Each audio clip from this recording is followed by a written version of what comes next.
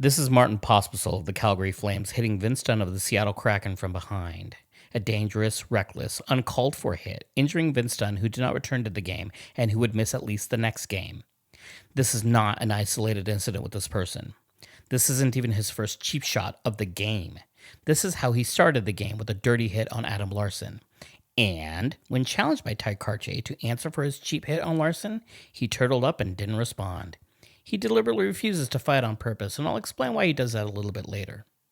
Kraken coach Dave Hakstol, he thought the hit was garbage, but really not a whole lot different than the first hit, 6 seconds into the game. So, you're gonna run around like that, you probably need to answer when somebody comes at you man to man, and that didn't happen either. So from there, I'll leave it to the league. Yeah, I thought both hits were about as bad as you get. Counting preseason, this is the third time this season he has been ejected from a game for an illegal hit. And then there was the time in juniors where he was suspended 12 games for all three happening in the same game.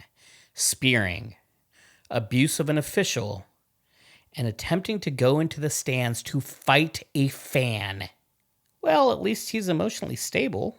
Now, you may be wondering why he's willing to fight a random fan but not another NHL player when answering for his transgressions, and the reason for that is that he has had a lot of concussions. On the Slovakian podcast Boris Abrambor, he said in December, "I didn't have anyone with me here in Canada. I lived alone and I couldn't drive. After 15 minutes, my head was spinning. The light bothered me. Everything around me bothered me, so it was a very difficult period. I don't wish that on anyone. After all, when you have a knee or shoulder injury, at least you can do normal things. You can have fun with your teammates at dinner and things like that. I couldn't do that at all. It was very difficult, and you have thoughts in your head like, what if it doesn't get better? For me, hockey is everything. So for me, it was very, very challenging." He said he's had 5 concussions and he needs to be careful because the next one could end his career. I find it truly bizarre that someone so sensitive to the first-hand effects of head injuries in a hockey career is so cavalier with issuing headshots on other players. He's going to have a hearing today with the Department of Player Safety, where the NHL will determine how long his suspension, if any, will occur.